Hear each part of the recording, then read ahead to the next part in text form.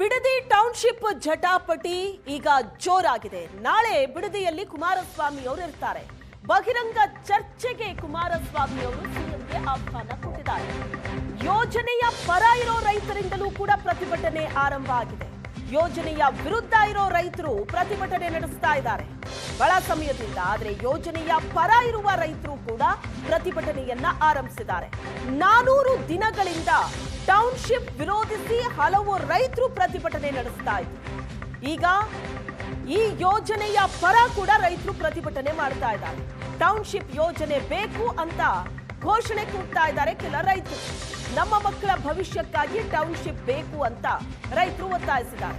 ಕೂಡಲೇ red zone ತೆರವು ಮಾಡಬೇಕು ಅಂತ ರೈತರು ಒತ್ತಾಯಿಸಿದ್ದಾರೆ. ಈ ಭಾಗದಲ್ಲಿ ನೀರಿನ ಕೊರತೆ ಇದ್ದು ಕೃಷಿ ಮಾಡೋದಕ್ಕಾಗ್ತಿಲ್ಲ. ಕುಮಾರಸ್ವಾಮಿ ರೆಡ್ ಝೋನ್ ಮಾಡಿ ಅನ್ಯಾಯ ಮಾಡ್ತಿದ್ದಾರೆ ಅಂತ ರೈತರು ಆಕ್ರೋಶ ವ್ಯಕ್ತಪಡಿಸ್ತಾ ಇದ್ದಾರೆ. ಈ ಯೋಜನೆಗೆ ನಾವು ಭೂಮಿ ಕೊಡ್ತೀವಿ, ಟೌನ್ಶಿಪ್ ಆಗಲಿ ಅಂತ ರೈತರು ಹೇಳಿದ್ದಾರೆ. ಕೆಲ ರೈತರ ಅಭಿಪ್ರಾಯ ಇದಾದ್ರೆ ಕಳೆದ 400 ದಿನಗಳಿಂದ ಮತ್ತೊಂದಷ್ಟು ರೈತರು ಹೋರಾಟ ಮಾಡ್ತಿದ್ದಾರೆ. ಯಾವುದೇ ಕಾರಣಕ್ಕೂ ಈ ಟೌನ್ಶಿಪ್ ಜಾರಿಗೆ ಬರಬಾರದು, ರೈತರಿಗೆ ಅನ್ಯಾಯ ಆಗುತ್ತೆ, ಫಲವತ್ತಾದ ಭೂಮಿಯನ್ನ ಕೊಡೋದಕ್ಕೆ ನಾವು ತಯಾರಿಲ್ಲ.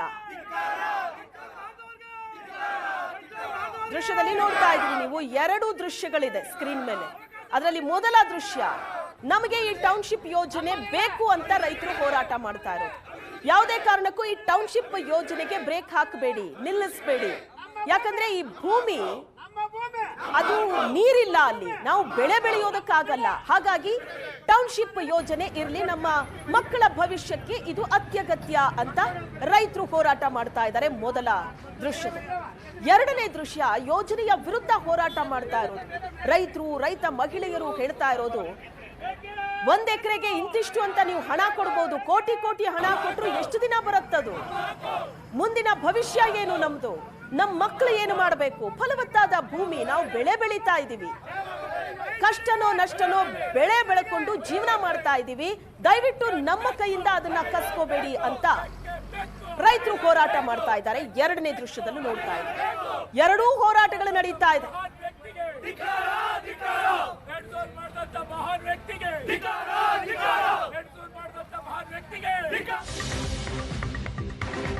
ಯಾರೋ 20 ಜನ ಭೂಮಿ ಕೊಡ್ತೀವಿ ಅಂತ ಹೋರಾಟ ಮಾಡ್ತಾ ಇದ್ದಾರೆ. ಯಾಕಿದೆಲ್ಲ ನಡೀತಾ ಇದೆ? ಹಿನ್ನೆಲೆ ಅರ್ಥ ಆಗಿದೆ ಅಂತ ಕುಮಾರಸ್ವಾಮಿ ಅವರು ಹೇಳಿಕೆ ಕೊಡ್ತಿದ್ದಾರೆ. ಭೂಮಿ ಕೊಡ್ತೀವಿ ಅಂತ ಪ್ರತಿಭಟಿಸ್ತಾ ಇರೋರ ಬಗ್ಗೆ ಕುಮಾರಸ್ವಾಮಿ ಅವರು ಹೇಳಿಕೆ ಕೊಟ್ಟಿದ್ದಾರೆ. ಯಾರೋ 20 ಜನ ಸೇರ್ಕೊಂಡು ನಾವು ಭೂಮಿ ಕೊಡ್ತೀವಿ ಅಂತ ಹೋರಾಟ ಮಾಡ್ತಾ ಇದ್ದಾರೆ. ರಾತ್ರಿ ಬೆಳಗಾಗೋದ್ರೊಳಗಡೆ ಈ ರೈತರು ಬಂದು ಯೋಜನೆ ಪರ ಮಾತಾಡ್ತಾ ಇದ್ದಾರೆ. 400 ದಿನದಿಂದ ಮತ್ತೊಂದಷ್ಟು ರೈತರು ಹೋರಾಟ ಮಾಡ್ತಾ ಇದ್ದಾರೆ, ಟೌನ್ಶಿಪ್ ಬೇಡ ಅಂತ.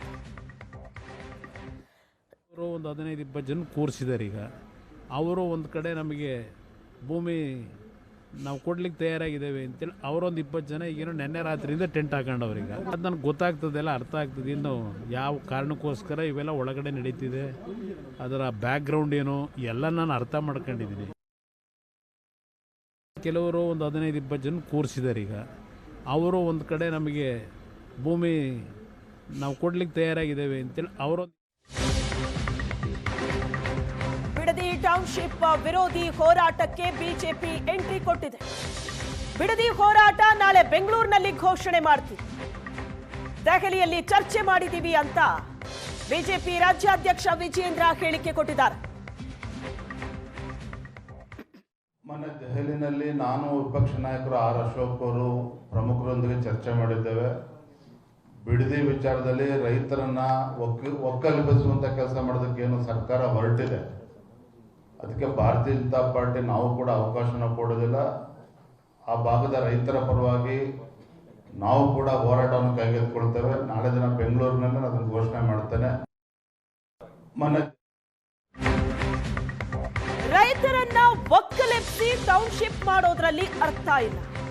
ರೈತರಿಗೆ ಹೆಚ್ಚು ಪರಿಹಾರ ಬೇಕು ಅಂದ್ರೆ ಕೊಡೋ ಕೆಲಸ ಮಾಡ್ತಾರೆ. ಬಿಡದಿ ಟೌನ್ಶಿಪ್ ಬಗ್ಗೆ ಡಿಸಿಎಂ ಪರಮೇಶ್ವರ್ ಪ್ರತಿಕ್ರಿಯೆ ಕೊಟ್ಟಿದ್ದಾರೆ. ಬಿಡದಿಯಲ್ಲಿ ಎಐ ಹಬ್ಗೋಸ್ಕರ ಟೌನ್ಶಿಪ್ ಮಾಡ್ತಾ ಇಲ್ಲ, ಬೆಂಗಳೂರಿನಲ್ಲಿ ಟ್ರಾಫಿಕ್ ಸಮಸ್ಯೆ ಇರೋದ್ರಿಂದ ಒತ್ತಡ ಇದೆ.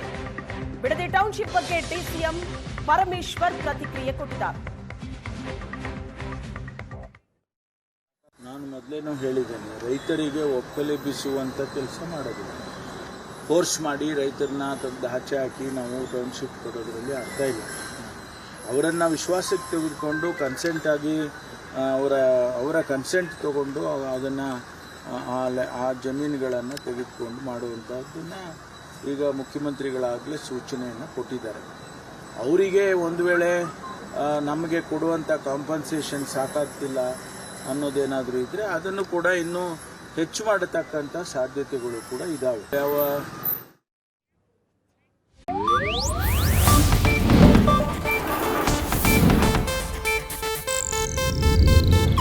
ಇದು ಏಷ್ಯಾನೆಟ್ ನ್ಯೂಸ್ ನೆಟ್ವರ್ಕ್ ಪ್ರಸ್ತುತಿ.